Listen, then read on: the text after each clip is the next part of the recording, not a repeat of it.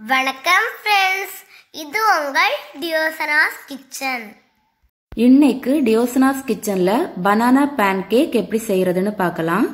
Banana pancake செய்ய தேவையான பொருட்கள் 2 நல்ல பழுத்த வாழைப்பழம், 3/4 கப் மைதா மாவு, 1 முட்டை, 1 டீஸ்பூன் வெண்ணிலா எசன்ஸ், 1/4 கப் காய்ச்சி ஆற வச்ச பால், 1/2 டீஸ்பூன் சோடா உப்பு,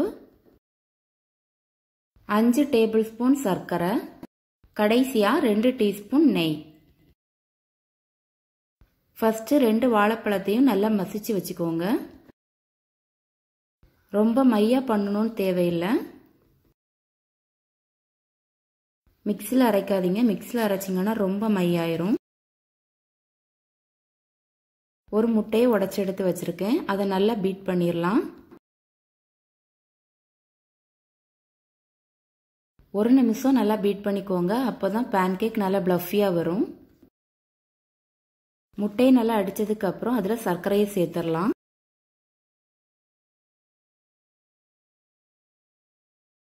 சர்க்கரை நல்லா கரையிறது வரைக்கும் நல்லா கலந்து விட்டுக்கோங்க. இப்போ இதுல வாசனைக்காக 1 டீஸ்பூன் வெண்ணிலா எசன்ஸ் சேர்த்துக்கிறேன். அது கூடவே 3/4 கப் மைதா மாவையும் சேர்த்துடலாம். அதுக்கப்புறம் 1/2 டீஸ்பூன் சோடா உப்பு சேர்த்துக்கோங்க.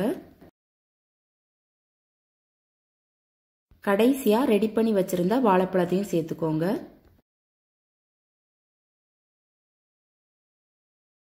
எல்லாத்தையும் சேர்த்ததுக்கு அப்புறம் லைட்டா கலந்து விட்டுருங்க.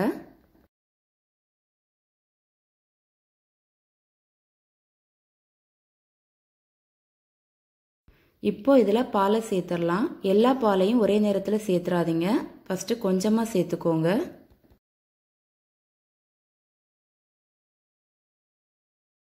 சேர்த்ததுக்கு அப்புறம் கட்டி எதுவும் இல்லாத மாதிரி கலந்து விட்டுருங்க.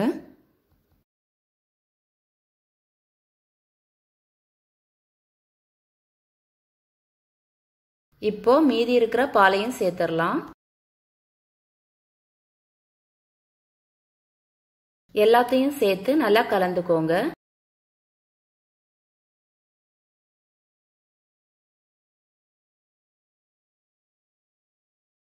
கடைசியா 2 டீஸ்பூன் நெய்யையும் சேர்த்துடலாம். நெய்யை சேர்த்ததுக்கு அப்புறம் நல்லா கலந்து விட்டுருங்க. பாருங்க, இதுதான் கரெக்டான பதம். இந்த மாவை அப்படியே 30 நிமிஷம் வச்சிடலாம். 30 நிமிஷத்துக்கு அப்புறம் ஒரு தோசைக்கல்லை சூடுபடுத்திக்கோங்க. அதுல இந்த மாதிரி எண்ணெய் இல்லைன்னா நெய் தடவிக்கோங்க.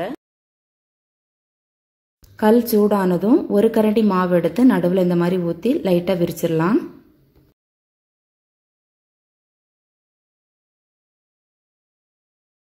அடுப்பை லோ ஃப்ளேமில் வச்சு வேக வச்சுக்கோங்க.